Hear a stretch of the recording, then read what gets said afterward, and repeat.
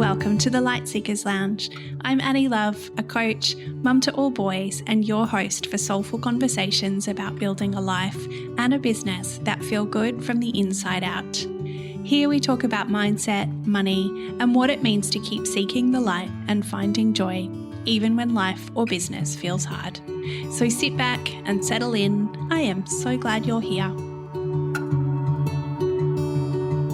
If you have ever opened your accounting software and felt that wave of dread, or actually avoided it altogether, you are so not alone. Welcome to the Light Seekers Lounge. I'm Annie Love, and this is episode 128. Now, you are so not alone if this is your experience, and even the smartest, most capable women struggle with this. So there are a couple of reasons why we might, as women who run service-based businesses, avoid our numbers. Now, even if you don't run a business, and this might be true for you even with personal finances. But some of the three biggest reasons we might avoid our numbers are fear of what we'll find. So we want to avoid the disappointment. We worry about what things might look like, so it's easier just to run away from it.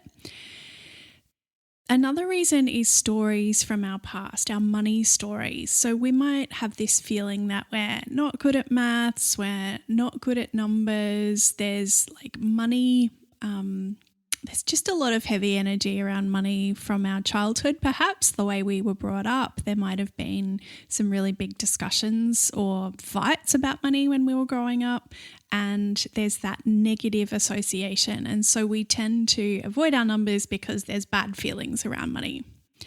And the other thing that we tend to avoid, or the other reason we tend to avoid money and looking at it, is overwhelm. So we might be feeling a bit confused about the software. We might be worried about what the jargon is, not really understanding terms like profit and loss and balance sheets. And there might just be too many moving parts. We're not really sure what we need to do with it. And even if we do open our accounting software or our spreadsheets, what does it mean? What are we even looking at? I wonder if any of these big reasons sound like you or resonate with you.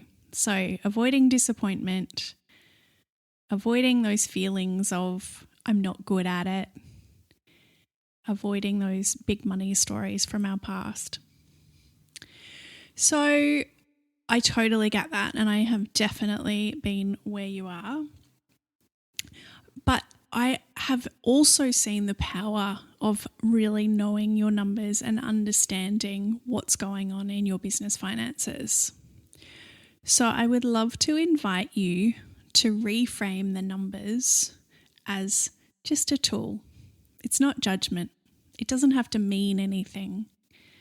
It's just a place of understanding. So if we can get a little bit more neutral about understanding our numbers and what they might mean, then that makes a really good jumping off point for then making decisions about our business and where we're going to invest our money or where we're going to readjust our spending.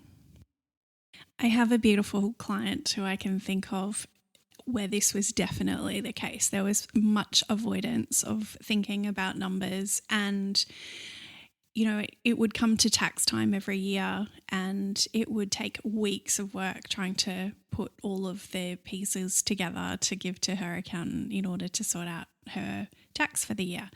And I remember, having a conversation with her about, we did a bit of a deep dive and we went into her expenses, and I've actually just found a quote from her, and it says, I'll be honest, it was one of the most uncomfortable conversations I've ever had, and the lead up to that session was filled with apprehension, and there may have been a few tears during the session.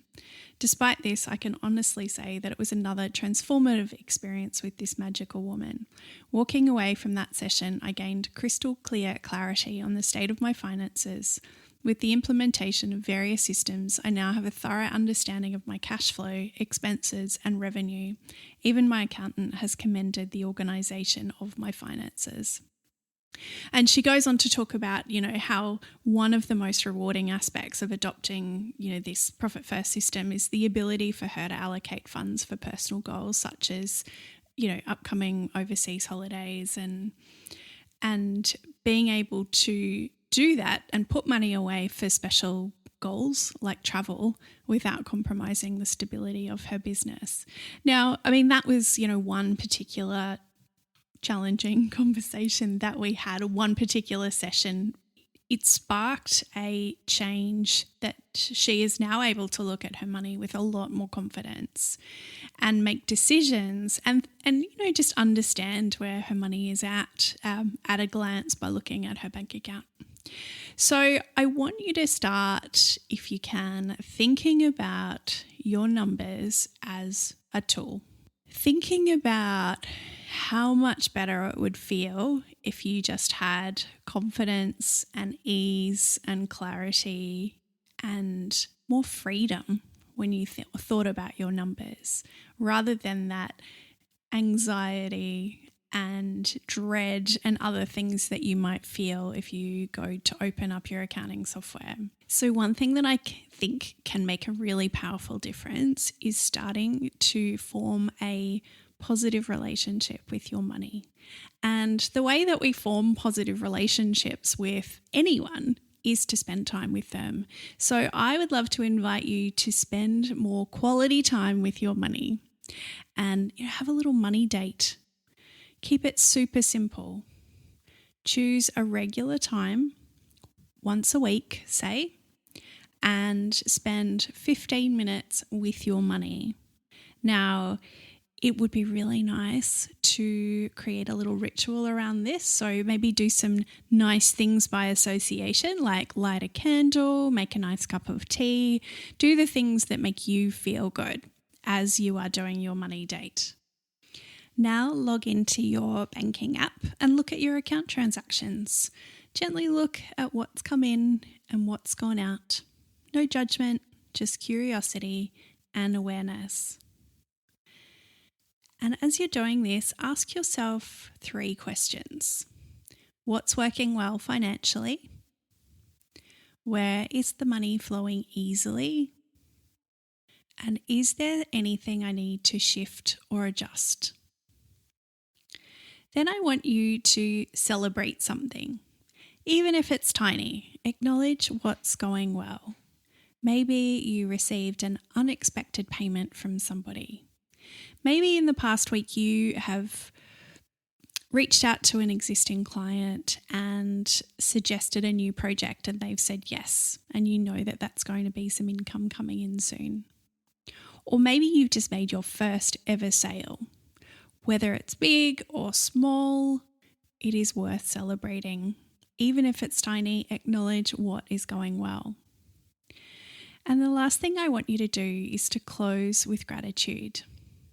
Say thank you to your clients, to your business, to your past self for making some great decisions. The important thing here is the consistency over perfection. You might even like to acknowledge, what's different between when you opened up your bank account last week to how you feel when you open up your bank account this week. That is progress. And after you've done your little money date, I want you to think about where any resistance may have come up.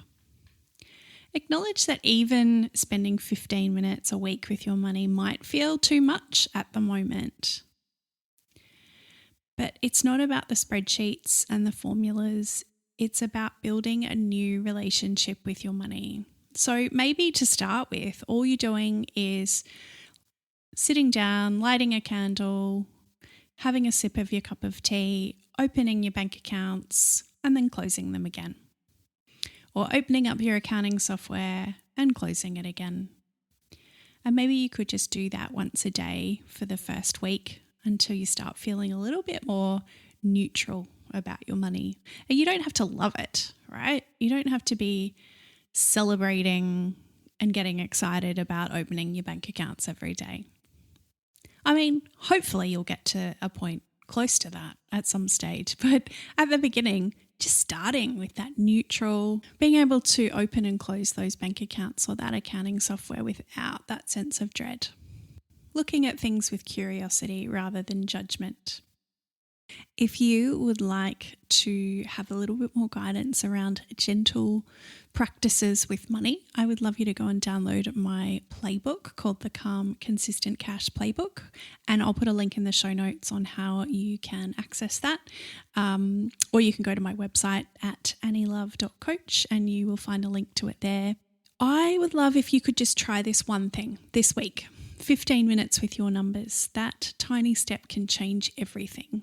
Let me know how you go. Come and send me a message on Instagram at annielove.coach, and I would love to hear how it makes you feel and whether it changes anything for you.